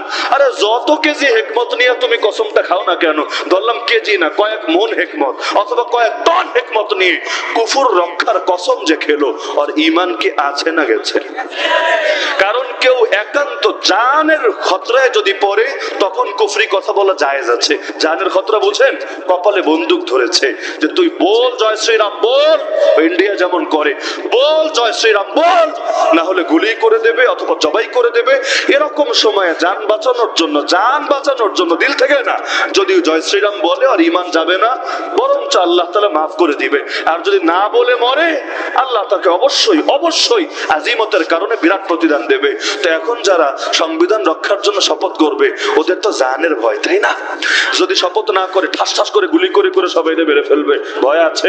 নাই। কসমটা যে খেলা, ইমানের কি অবস্থা হবে? আচ্ছা ঠিক আছে ধরলাম না, এটা হলো জবরদস্ত ইমান, বুলেট প্রুফ ইমান, যাই করুক সমস্যা নাই, একবার কালেমা পড়েছে তো পড়েছে, এই ইমানের কিচ্ছু হবে না, একদম মরণ পর্যন্ত চলবে। এরপর সংসদে বসলো, সংসদে বসে খালি কোরআন খুলে ফতোয়া শুনিয়ে দিলেই তো আইন পাস হয়ে যাবে, তাই না? আইন পাস হবে না, বরঞ্চ তাদেরকে জনগণের শাসন রক্ষা করতে হবে। কিভাবে? অধিকাংশের মতামত নিয়ে এক একটা আইন পাস করতে হবে। তো আইন শুরু করেন। এক নম্বরে আসেন, কাদিয়ানি যারা আছে তাদেরকে অমুসলিম ঘোষণা করলেই চলবে না, এটা ইসলামের ফতোয়া না, এটা সেকুলার রাষ্ট্রের কাছে চাওয়া হয়, কারণ অর্ধর এই পর্যন্ত। ইসলামের ফতোয়া কি জানেন? কাদিয়ানিরা যদি তওবা না করে বেঁচে থাকার অধিকারই পাবে না। আমি চ্যালেঞ্জ করতে পারবো এই ফতোয়ার উপর। কেন? কারণ তওবা আর চুক্তি আর সন্ধি সবার জন্য না, এগুলো ইহুদির জন্য ঠিক আছে, খ্রিস্টানের জন্য ঠিক আছে, আহলে কিতাব আর মুশরিকের জন্য ঠিক আছে, কিন্তু যারা গুস্তাখে রাসূল, নবীর শানে বেয়াদবি করে, যারা জিন্দিক, মুসলিম পরিচয় ধারণ করে কুফর প্রচার করে, তাদের ব্যাপারে মাযহাবের ফতোয়া এটাই যে যদি তারা গ্রেফতারের আগে তওবা করে মুক্তি পাবে। এমনকি তাদের মধ্যে মুরতাদ, যারা মুরতাদ বুঝেন, আগে মুসলমান ছিল পরে কাদিয়ানি হয়েছে, মুরতাদের ব্যাপারে ইসলামের শাস্তি কি? গ্রেফতার করে 3 দিন তওবার সুযোগ দেওয়া হবে, বোঝানো হবে, তওবা যদি না করে 4র্থ দিন তাকে মৃত্যুদণ্ডে দণ্ডিত করবে। এটা ইসলামের ফয়সালা। তো এখন এটা নিয়ে সংসদে আলোচনা হলে, এখন যদি মনে করেন যে কয়জন বসেছে এরা মিলে রাজি টাজি হয়েও যায়, আমাদের মিডিয়া মামারা তো বসে থাকবে, তাই না? আন্তর্জাতিক শক্তি তো বসে বসে আঙ্গুল চুষবে, তাই না? আরে কোরআন নাজিল করেছেন যিনি, কোরআন হেফাজত করেন তিনি, গণতন্ত্র বানিয়েছে যারা, গণতন্ত্র হেফাজতে এগিয়েও আসে তারা। এই পাকিস্তানে ইমরান খানের সরকারকে উৎখাত করলো কেন? হাফেজ মুরসিকে 1 বছর ক্ষমতায় থাকার পর যখনই ইসলাম কায়েমের দিকে এগিয়ে যেতে চাইলো, ক্ষমতা থেকে উচ্ছেদ করে তাকে ফাঁসিতে ঝুলিয়ে শহীদ করলো কেন? এমনকি সারা দেশে বাংলাদেশের গণতন্ত্র নিয়েও যে আমেরিকা চিন্তিত থাকে, আজও মিশরের উপর সেই সামরিক শাসক চালু করে রেখেছে কেন? ওদেরকে বসিয়ে রেখেছে কেন? তো এখন গণতন্ত্র দিয়ে শাখাগত কিছু কাজ করা সম্ভব, আমি অস্বীকার করি না। কিছু মসজিদ বানাবেন, কিছু মাদ্রাসা করবেন, 2-4টা শাখাগত আইন বানাবেন, কিন্তু আল্লাহর জমিন, আল্লাহ সার্বভৌমত্ব প্রতিষ্ঠা করা কিছুতেই সম্ভব না, যৌক্তিক ভাবেও না, বাস্তবিক ভাবেও না। গণতন্ত্রের পুরো ইতিহাসে আর কোনো নজির নেই। পৃথিবীর 1 ইঞ্চি মাটিতে গণতন্ত্র দিয়ে ইসলাম কায়েম হয়েছে, 1 ইঞ্চি। এরকম কোন মাটি থাকলে আমাকে দেখান, আমি আমার বক্তব্য উইথড্র করব, আজকে কোন দলে গিয়ে যোগ দিব, আজকে যোগ দিব। কে যোগ দিতে গেলে আমার নেবে না মনে হয়? কি যোগ দিতে গেলে আমারে নেবে না মনে হয়? আজকে যোগ দিব, আল্লাহর কসম করে বলছি। পৃথিবীর 1 ইঞ্চি মাটি দেখেন না, যৌক্তিক আর বুদ্ধিবৃত্তিক ভাবে আমাকে বোঝান গণতন্ত্র দিয়ে ইসলাম কায়েম সম্ভব, তখন উত্তম অনুত্তমের কথা বাদ দিয়ে দিব, দরকার নেই উত্তম অনুত্তম গ্রহণ করব। কিন্তু যদি নাই থাকে তাহলে এগুলো কিসের মূলা দেখান আমাদেরকে? ওই শেখ হাসিনা স্বীকৃতির মূলার মতো। কওমি মাদ্রাসাকে স্বীকৃতি দিয়েছে না, আমরা এখন মাস্টার্স পাস, বলতেই তো আলাদা মজা। যদি অনার্স নাই, ইন্টারমিডিয়েট নাই, এসএসসি নাই, 8 নাই, 5 নাই, কিছু নাই, আমরা এক লাফে টাইটেল পাস, মাস্টার্স পাস, শুনতেই তো আলাদা মজা। কিন্তু সরকারি মসজিদের মুয়াজ্জিন পদে আপনারা নিবে না, আপনার কোনো কর্মক্ষেত্রই থাকবে না, খালি মনে মনে মন কলা খাবেন আমি টাইটেল পাস, আমি মাস্টার্স পাস। ওই রকম একটা মূলা ছাড়া এটা কিছু না। শুনতে বহুতই মজা লাগে। তো এখন ওই আন্তর্জাতিক গণতান্ত্রিক চাপে যখন পড়বে, সূর্যে পাল্টাবে না কি গ্যারান্টি আছে?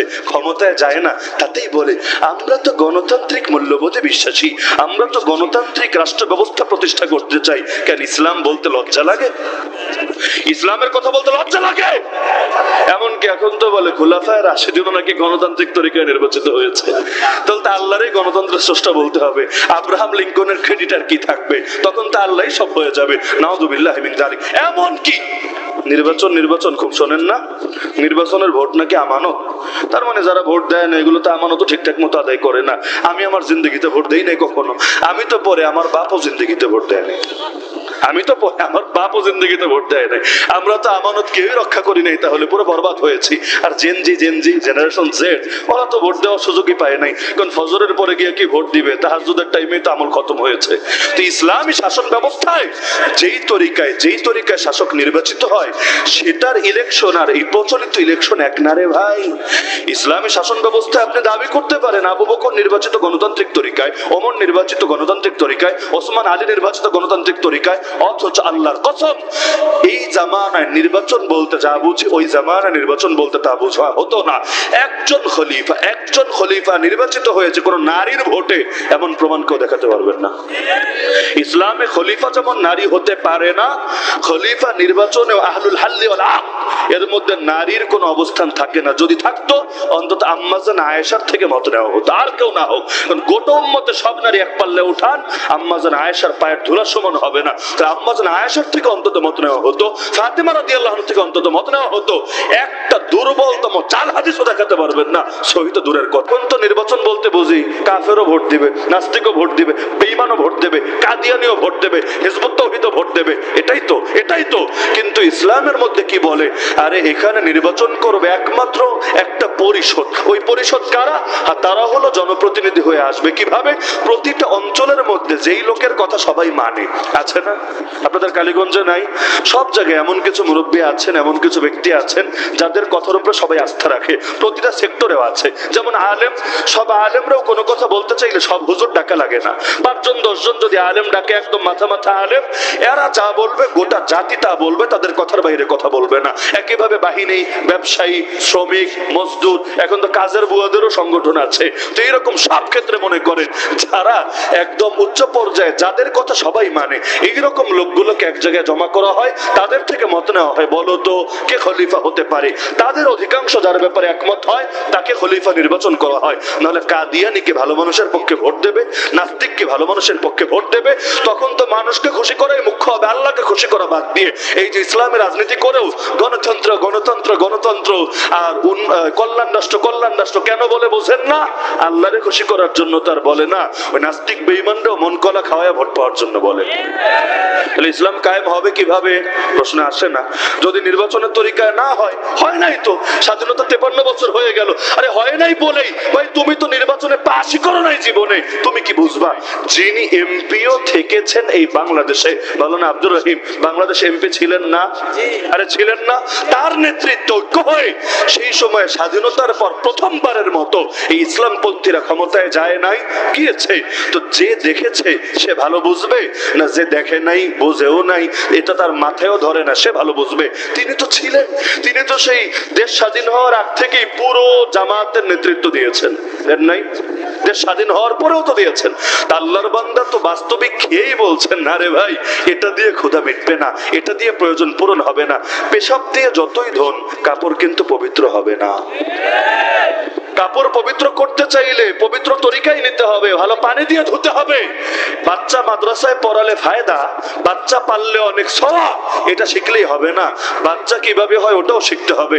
এখন জিনার তরিকায় যদি বাচ্চা নেয় আর পরবর্তীতে মাদ্রাসায় দেয়, খুব তো সওয়াব হবে, তাই না? আরে খুব সওয়াব হবে।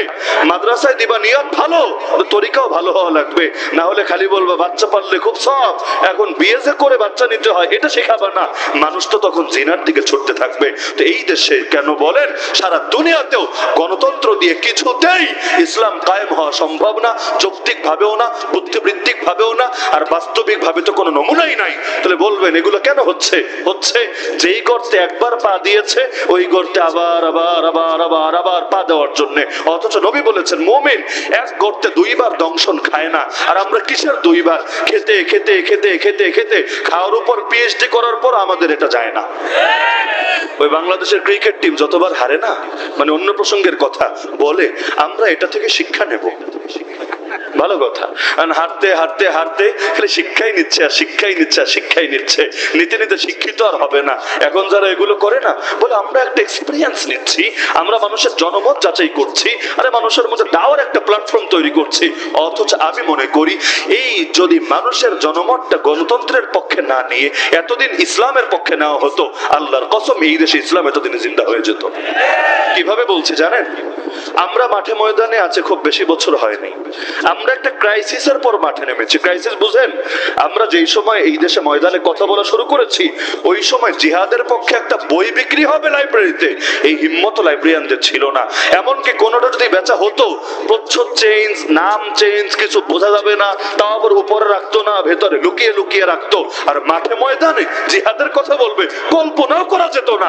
এমনকি আমরা যখন জেল খেটে এসেছি, জেলের দুঃখগুলো যে বর্ণনা দেওয়া যায়, এবং এখনো যারা জেলে আছে নাম নিয়ে নিয়ে তাদের পক্ষে যে জনমত গঠন করে বাতিলকে চ্যালেঞ্জ করা যায়, ওই হালতটাই তো ছিল না। কারণ নাম নিতে দেরি, জেলের কথা বলতে দেরি, আবার জেলে ঢুকাতে দেরি হতো না। কিন্তু আলহামদুলিল্লাহ কয় বছরই আর হলো, একসঙ্গে কিছু দায় যখন সারা দেশে গড়ে উঠলো, ব্যাপক পরিবর্তন। আরে এক যুগ আমরা দেখেছি কয়েকটা বছর আগে সাবিলুনা সাবিলুনা আল জিহাদ আল জিহাদ এই স্লোগান দেওয়ার কারণে মাদ্রাসার মাহফিল পর্যন্ত বন্ধ হয়ে যাচ্ছে, কালেমার পতাকা টানানোর কারণে প্রশাসন এসে মাহফিল বন্ধ করে দিয়ে যাচ্ছে।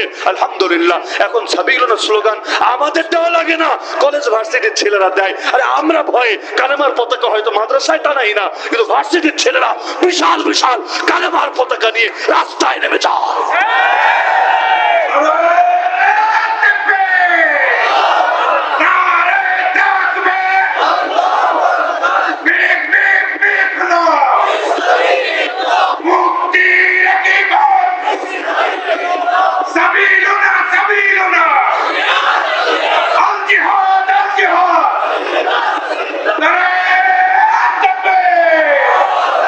বাংলাদেশ যেহেতু সফর করি, সব এলাকার মানুষকে যেহেতু কম বেশি জানি, আমি বাস্তবতা থেকেই বলছি এই বাংলাদেশ হলো উর্বর ভূমি, উর্বর ভূমি।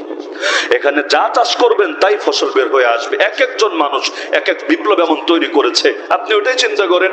এক জসিমউদ্দিন রহমানী এখানে আসার পর আমাকে কয়েকজন বলেছে আমার সালাম পৌঁছাবেন, আমার জন্য দোয়া করতে বলবেন, ইত্যাদি ইত্যাদি। এক জসিমউদ্দিন রহমানী একা যে নারা দিয়েছে, একা যে বিপ্লব তৈরি করেছে, আরে ভাবতে পারেন এরকম জসিমউদ্দিন রহমান যদি 100টা থাকতো, আরে বলেন না, যদি 100টা থাকতো, এক মাওলানা আব্দুর রহিম আজও পর্যন্ত মরার পরও যেভাবে অমর হয়ে আছে, এরকম আব্দুর রহিম যদি আরো 10টা 20টা পয়দা হতো, আরে বোঝেন না কিছু, তাহলে দেশের অবস্থা কি হতো? সবাই মিলে তো খালি গণতন্ত্রের দিকেই ডেকেছে, নির্বাচনকে আমানত, ভোট, ভোট দেওয়া ফরজ, ওয়াজিব, হ্যাং ট্যাং এগুলোই বলেছে, ফলাফল আন্ডার আন্ডা থেকেছে। আর যদি এতদিন মানুষকে খেলাফতের কনসেপ্ট ক্লিয়ার করা যেত, ইসলামী বিপ্লবের পক্ষে জনমত গঠন করা যেত, এখন যেভাবে গণ আন্দোলন হয়েছে না, ঠিক গণ আন্দোলন হয়েই এখন তো কিছুই কায়েম হয় নাই। কারণ এই গণ আন্দোলন কিছু কায়েমের জন্য হয় নাই, এটা বৈষম্য দূর করার জন্য হয়েছে। ব্যাস বৈষম্য এক ধাপ দূর হয়েছে, ফ্যাসিজম দূর হয়েছে, ব্যাস এই পর্যন্তই। কিন্তু যদি ইসলাম কায়েমের জন্য হতো, আজ বাংলাদেশে নতুন ইসলামী শাসনতন্ত্র প্রণয়ন হয়ে গোটা বাংলাদেশী মদিনার মতো এক মডেল স্টেটে পরিণত হতো। কিন্তু আমরা এই কাজটা করতে পারি নাই। আরে ভাই, বৈষম্য দূর করার জন্য আন্দোলন করা বড় না দিন কায়েমের জন্য আন্দোলন করা বড়? তাহলে বৈষম্য দূর করার জন্য বাংলা সবাই নেমে এসেছে নাকি আসে নাই? আরে নেমে এসেছে নাকি আসে নাই? কেন এসেছে? কাজটা কে এসেছে? নেতৃত্ব যারা দিয়েছে এদের তো পাবলিক চিনতই না, আমি তো চিনতাম না, আপনারা চিনতেন। এই যে বৈষম্য বিরোধী আন্দোলনের নেতা যারা, এদের নামই তো পাবলিক শোনে নাই। আর এখন এক একটা মাস্টার মাইন্ড বের হচ্ছে নতুন নতুন চিপা চাপা থেকে, আমি মাস্টার মাইন্ড, আমি হ্যাং, আমি ত্যাং, গোড়ার ডিম তুমি। আর এই পাবলিক এই আন্দোলন করেছে, লিডারলেস আন্দোলন হওয়ার পরও কোন ব্যক্তির মুখ দেখে এখানে নামে নাই, বরঞ্চ সবার ভেতরে জনমত তৈরি হয়েছিল যে এই ফ্যাসিস্টকে মাথার উপর থেকে তাড়াতে হবে, না হলে বাংলাদেশ ইন্ডিয়ার একটা প্রদেশে পরিণত হবে। অনেকটা তো হয়ে গিয়েছিল, বাকি যতটুকু ছিল ওটা হয়েও নতুন এক মুখ্যমন্ত্রী হয়তো মাথার উপর এসে চেপে বসতো। তো পাবলিক চেয়েছিল যে দালালটাকে বিদায় হোক, পরে কি হবে পরেরটা দেখা যাবে। এজন্য স্লোগান দিত বিকল্প কে? বলতো বিকল্প আমি, বিকল্প আমি। আরে বিকল্প আমি মানে কি? মানে বিকল্প কি ওই চিন্তা পরে হবে, কিন্তু আগে একটার বিদায় তো করতে হবে মাথার উপর থেকে। তাহলে এই বৈষম্য দূর করার জন্য যদি সবাই মাঠে নামতে পারে, ইসলাম রক্ষার জন্য মাঠে নামবে না কোন দুঃখে? এজন্য মাওলানা আব্দুর রহিম সাহেবের এই কথাটা আমার বারবার সবসময় টনক নাড়ে। আজকেও আসার পথে আমি লিখেছি, যেটা তার বইয়েরই নাম, গণতন্ত্র নয় পূর্ণাঙ্গ বিপ্লব। আংশিক বিপ্লব দিলে কিচ্ছু হয় না, আংশিক বিপ্লবে বিপ্লব হাইজ্যাক হয়ে যায়। 47 একবার হাইজ্যাক হয়েছে। ভারত ভাগ হয়েছে কেন জানেন না? একমাত্র ইসলাম কায়েমের লক্ষ্যে। একমাত্র 6 লক্ষ মানুষ যে জান কোরবান করেছে, কিসের জন্য? গণতন্ত্র প্রতিষ্ঠার জন্য না। স্লোগানে ছিল পাকিস্তান কা মতলব কিয়া লা ইলাহা ইল্লাল্লাহ, পাকিস্তান কা মতলব কিয়া লা ইলাহা ইল্লাল্লাহ। আমি শুনলে আমিও তো জেগে উঠতাম এই স্লোগান শুনে, কিন্তু জাতির কাছ থেকে হাইজ্যাক করে নেওয়া হয়েছে। সেই কায়েদে আজম মোহাম্মদ আলী জিন্নাহ জাতির রক্তের সঙ্গে গাদ্দারি করেছে। দ্বিতীয়বার 71-এ মানুষ লড়াই করলো কেন? জালেমের হাত থেকে মুক্তির জন্য, শোষণের হাত থেকে বাঁচার জন্য। কিন্তু 16ই ডিসেম্বর দেশ স্বাধীন হলো, বছর ঘুরতে না ঘুরতে 72-এ এক সংবিধান চাপিয়ে দেওয়া হলো। কি লেখা হলো? মুক্তিযোদ্ধারা নাকি মুক্তিযুদ্ধ করেছে 4 মাকসাদে। কি কি? গণতন্ত্র, সমাজতন্ত্র, ধর্মনিরপেক্ষতাবাদ, জাতীয়তাবাদ। যেই 4টার নাম আবার হয়েছে মুজিববাদ, ড্যাডিবাদ, পাপাবাদ, আম্মাবাদ। কিরকম হয়েছে না? উনি জাতির আব্বা আর ওনার কন্যা হইলো জাতির আম্মা। কওমি জননী, নাস্তিক জননী, মানে সব জায়গায় জননী, মাদার, গণতন্ত্রের মানুষ কন্যা, নেত্রী। তাহলে বাপের নাম দিয়েছে আব্বা আর মেয়ের নাম দিয়েছে আম্মা। কি যে বলদামি মার্কা মাথা নিয়ে ঘরে, আল্লাহ ভালো জানে। এই যে 4 মাকসাদে লড়াই করেছে, এখনো অনেক মুক্তিযোদ্ধা জীবিত আছে। আমি আমার নিজের জীবনে অনেক মুক্তিযোদ্ধাকে জিজ্ঞাসা করেছি, আপনি কি সেকুলারিজমের জন্য লড়াই করেছেন? সংবিধান তো বলছে। আপনি সমাজতন্ত্রের জন্য লড়াই করেছেন? সংবিধান তো বলছে। বলে বাবা এটি তো আমি বুঝিও না। বুঝেন নাই? কয়জন মুক্তিযোদ্ধা বুঝতো এগুলো? এই যে বলা হয় 30 লক্ষ মানুষ জান দিয়েছে, সংখ্যা কি সেই তর্ক বাদই দিলাম যে দেশে লোকে ছিল 7 কোটি, এর মধ্যে 30 লাখ নাকি মরেই গেছে। তাহলে বাংলাদেশের জনসংখ্যা কি হারে কমা দরকার ছিল? বাদই দিলাম, ধরলাম 30 লাখ না 60 লাখই মরেছে। ওই 60 লাখ মানে সমাজতন্ত্র কায়েমের জন্য মরেছে, তাই না? এবারে দেখেন না বিপ্লব হলো কেন? মানুষ ভেবেছিল বৈষম্য দূর হবে। বিপ্লব শেষ হতে দেরি, বৈষম্য শুরু হতে দেরি না। পাঠ্যপুস্তক প্রণয়ন করবে, সংস্কার করবে, ভালো কথা। সেখানে পর্যন্ত আলেম, এমনকি ধর্ম উপদেষ্টাও আলেম, তারে পর্যন্ত স্পেস দেওয়া হয় না। নিয়ে ঢুকানো হয় কারে? চিহ্নিত ইসলাম বিদ্বেষীদেরকে। প্রতিবাদ করলেও নিয়ে ঢুকায় কারে? মুরতাদকে। মুরতাদ ওই আবু সাইদ খান, যারে কিনা আব্বাসী সাহেব কুত্তা খাওয়ার দাওয়াত দিয়েছিল। কেন? কোরআন মানে, হাদিস মানে না। আল্লাহ নবীর হাদিস অস্বীকার করে, এমনকি তার যে বই লিখেছে সব ফিতনার মূল নাকি খতমে নবুয়ত তত্ত্ব। আল্লাহ নবী সাল্লাল্লাহু আলাইহি সাল্লামকে আমরা যে বিশ্বাসগুলো পোষণ করি, এগুলো এরকম চিহ্নিত মুরতাদকে ইসলামী বই সংস্কারের দায়িত্ব দিয়েছে, সঙ্গে আরো একটা দায়িত্ব দিয়েছে, ওটার নামও আমি মুখে আনতে চাচ্ছি না। এই নাকি বৈষম্য দূর হয়েছে, সাম্য শান্তি প্রতিষ্ঠা হয়েছে। আরে মাহমুদুর রহমানের মতো ব্যক্তিত্ব বিপ্লবের অন্যতম মহাযোদ্ধা। বিপ্লব তো আর একদিনে হয় নাই, 36 দিনে বিপ্লব হয়েছে। এই কথা যদি কেউ বলে, আর মাথার নাট বল্ট টাইট দিতে হবে। এই বিপ্লবের প্রেক্ষাপট তো দীর্ঘকাল ধরে রচনা হয়েছে। এই ফ্যাসিবাদ শব্দ বাঙালিরা কেচে নিয়েছে।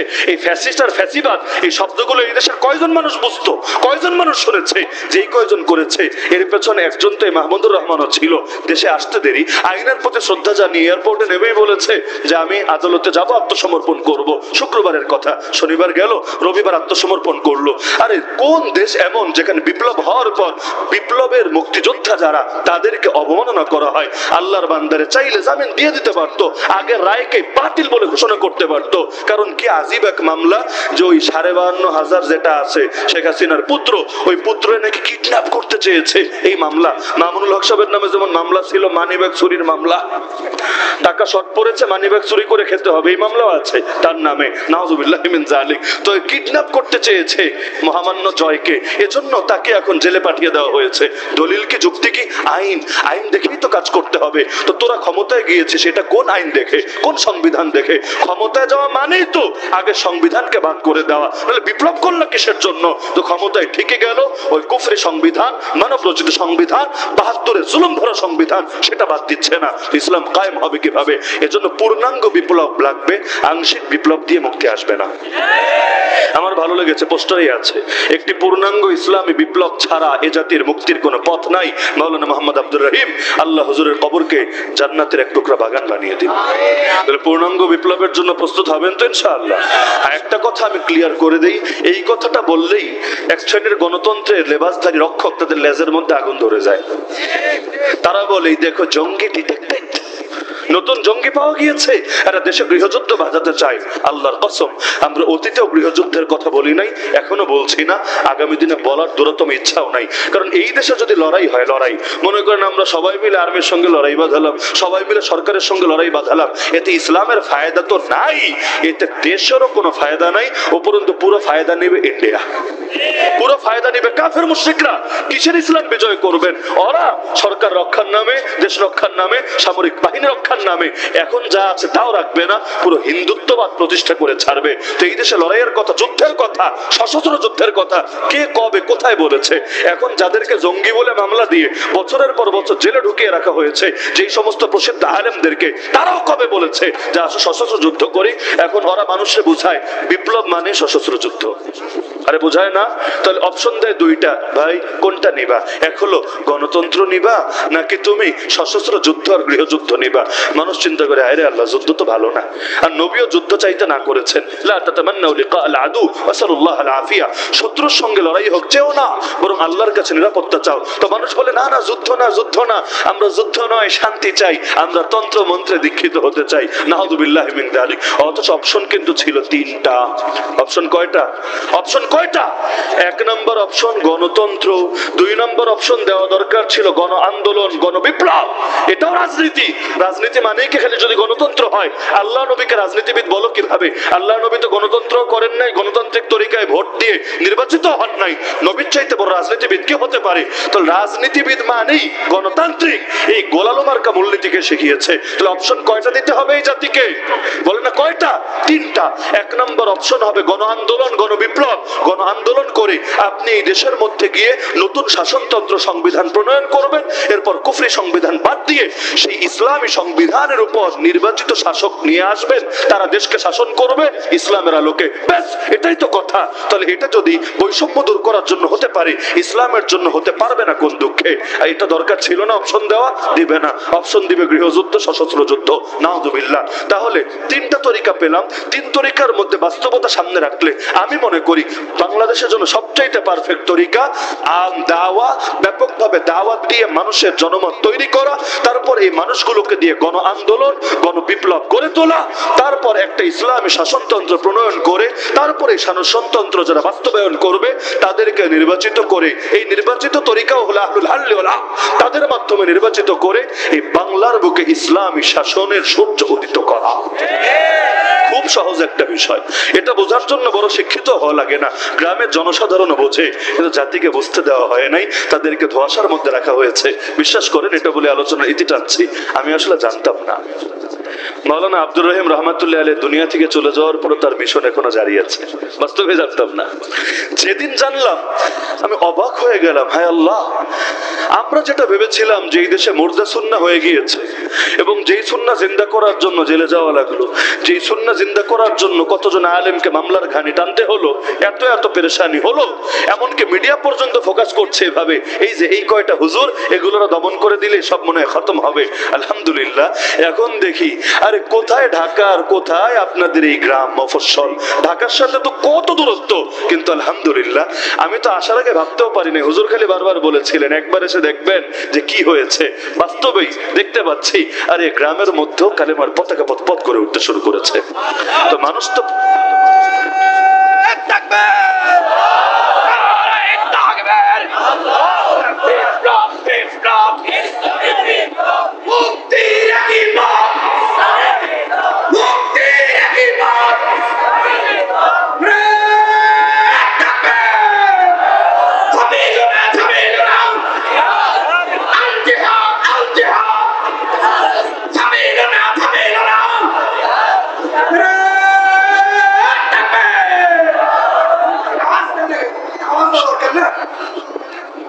তাহলে ইসলামী বিপ্লবের দরকার আছে নাকি নাই? প্রতিটা মানুষের জন্য দরকার। যারা কৃষক তাদের জন্য দরকার, যারা শ্রমিক তাদের জন্য দরকার, যারা দিনমজুর তাদের জন্য দরকার, যত নারী আছে তাদের জন্য দরকার। আল্লাহর কসম, এই নারীবাদীরা কোনোদিন নারীকে মুক্তি দিতে পারবে না। আরে নারীবাদী তোর জন্ম হয়েছে কবে? পৃথিবীর বুকে নারীবাদ এসেছে কবে? ইসলাম এমন সময় নারী জাতিকে জাহেলিয়াতের অভিশাপ থেকে মুক্তি দিয়েছে। আমার রাসূল এমন সময় এই নারীর অধিকার নিয়ে কথা বলেছে যখন এই নারীবাদীদের বাপ দাদার জন্ম হয় নাই দুনিয়ার বুকে। সকলের মুক্তির জন্য ইসলামী বিপ্লব একমাত্র পথ, দ্বিতীয় কোনো পথ নাই। স্লোগান বারবার দেওয়া হচ্ছে না, কথা কিন্তু এটাই, মুক্তির একমাত্র পথই ইসলামী বিপ্লব। ইসলামী বিপ্লব ছাড়া মানব রচিত তন্ত্রমন্ত্র দিয়ে কখনোই মুক্তি আসবে না। আমাকে অনেকে আগে জিজ্ঞাসা করতো বিভিন্ন সময়, হুজুর আপনি কোনো দল টল করেন না কেন? এখন এমন কোন দল আসলে দেশে কমই আছে ইসলামী ধারার, যে দলের দাওয়াত আমার কাছে আসে নাই। এগুলো তো ওই খ্যাতির কিছু বিড়ম্বনা থাকে, বিড়ম্বনার মধ্যে এটাও একটা, সবাই টানতে থাকে আসেন আসেন আমার কাছেও আসেন, এখানে আসলে এই ফায়দা, ওখানে গেলে ওই ফায়দা। কিন্তু মনে যদি না মেলে তাহলে মানুষ যাবে কোন দুঃখে? খালি চিন্তা করতাম কিছু সমমনে এমন মানুষ তৈরি হওয়া দরকার যারা বাংলার বুকে ইসলামী বিপ্লব কায়েমের জন্য চেষ্টা করবে, ওই তন্ত্রমন্ত্রের জন্য কোনো চেষ্টা করবে না। তো যেদিন মাওলানা আব্দুর রহিম সাহেবকে চিনলাম এবং তার আদর্শ সম্পর্কেও জানলাম, ওদিনে আমি নিয়ত করেছিলাম যদি তাদের তরিকাই 100% নববী তরিকা হয় তাহলে ইনশাআল্লাহ আমার থেকেও সর্বোচ্চ খেদমত তারা পাবে ইনশাআল্লাহ। কারণ যারাই দ্বীনের সৈনিক তারা সকলে আমাদের ভাই। তাআওয়ানু আলাল বিররি ওয়াত তাকওয়া, সূরা মাইদা আয়াত নম্বর 3, তোমরা নেক কাজ এবং তাকওয়ার কাজে সবাই সবার সহযোগী হয়ে যাও। ওয়ালা তাআওয়ানু আলাল ইসমি ওয়াল উদওয়ান, গুনাহের কাজে সহযোগী হয়ো না। এক চাকা দিয়ে গাড়ি চলবে না, প্রাইভেট গাড়ি চলতো 4টা চাকা লাগে। সবাই যদি সবাইকে সাপোর্ট দেয় গাড়ি সামনের দিকে আগাবে। তো আমি দোয়া করি আলহামদুলিল্লাহ সুম্মা আলহামদুলিল্লাহ, যে মিশন বাংলার জমিনে শুরু হয়েছে, আল্লাহ যদি চান ইনশাআল্লাহ একদিন এই দেশের মধ্যেও কালেমার পতাকা উড়বে এবং খুব শীঘ্রই উড়বে। এখনো উঠছে, তবে শীঘ্রই প্রতিটা ঘরের ছাদে ছাদে বিজয়ী বেশে উড়বে ইনশাআল্লাহ। এবং আমার আগে হযরত তো অনুরোধ করে গেলেন অধ্যাপক মোস্তফা তারিকুল হাসান সাহেব যে আমাকেও তিনি ইসলামী আন্দোলনের জন্য, গণবিপ্লব গণ আন্দোলনের জন্য আমাকেও ময়দানে দেখতে চান। আলহামদুলিল্লাহ, এ জাতীয় কাজে আমি তো সর্বোচ্চ এগিয়ে আছি, অতীতেও ছিলাম, এখনো আছি, আগামীতেও থাকবো ইনশাআল্লাহ। আমার মতো কোনো গুনাহগারের দ্বারা আল্লাহর দিনে যদি সামান্য ফায়দা হয়, এটাই সবচাইতে বড় অর্জন। আর কি চাই? মেরে জিন্দগি কা মকসদ তেরে দিন কে সরফরাজি, मैं इसीलिए मुसलमान, मैं इसीलिए नमाजी। আল্লাহ আমাদের সবাইকে কবুল করুন। এখানে যারা একত্রিত হলাম আমাদের প্রত্যেকের নাম জান্নাতুল ফেরদাউসের লিস্টে অন্তর্ভুক্ত করুন। রব্বুল আলামিন এই মাদ্রাসাতুল মিনহাজুন নবুওয়াতকে কবুল করুন। সকলে দুরূদ শরীফ পাঠ করি।